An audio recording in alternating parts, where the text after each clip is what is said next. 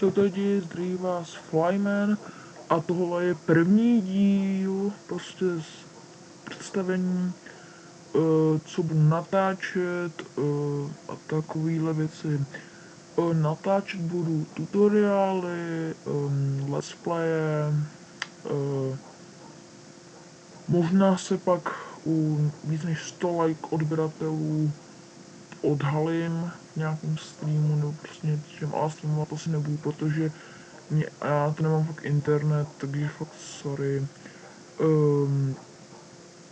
U her budu natáčet možná i nějaký filmy, to ještě úplně není jasný. Co u her budu natáčet? GTA San Andreas, to je jasný, Minecraft taky jasný, GTA 5 to ještě úplně není jasný, to není ještě úplně jasný, to tak říkám. Fallout 3 to bych dal bez multiplayeru, Minecraft by dal i s multiplayerem, ale spíš singlem a tak nějak. Co bych ještě řekl? No, tak nějak ve Falloutu budu natáčet jenom single, protože nemám ho koupený, tu stříhat budu v Unity 3D Vegas 11, teda ve Vegas budu to stříhat v 11. Já vám ji ukážu, takhle vypadá. I dneska budu s ní stříhat. Budu možná i dělat nějaký různé tyhle animace na téma Minecraft a tak dále. Možná udělám i a z tutoriálu budou prostě pořád nějaký doba, jak tam nějakou hru, nebo prostě jak udělat animaci, jen tak prostě lehkou, jak stříhat, jak stáhnout a stříhat Unity. Prostě ve Vegasu a tak dále.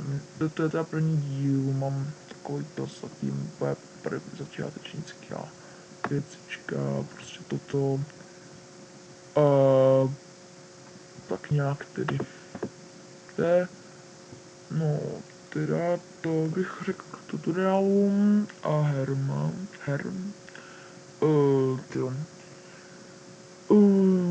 a ještě na toto všechno chci mít jen o spolupráci, takže prosím, když tady byste chtěli i jiný hry natáčet, který se dají stáhnout přes internet, třeba určitě budu i natáčet fakt na Freddy's 4 a 1, ale to jenom jestli budete chtít. Můžete mi psát, co chcete natáčet. Jedna věc, jestli jste Windows 10, bude to dlouho trvat. Ještě to bude fakt hodně dlouho trvat, takže nevím jak ještě dlouho. Takže prosím, nemám to až úplně tak rychlý. Tak, mě už to počítač hlásá, že už je to asi všechno. Takže doufám, že se vám video líbilo, jestli nám dejte like, první video, like, nebo dislike, nedoporučuji vás, jinak vás najdu a skopu. A teda tak nějak a teda čau.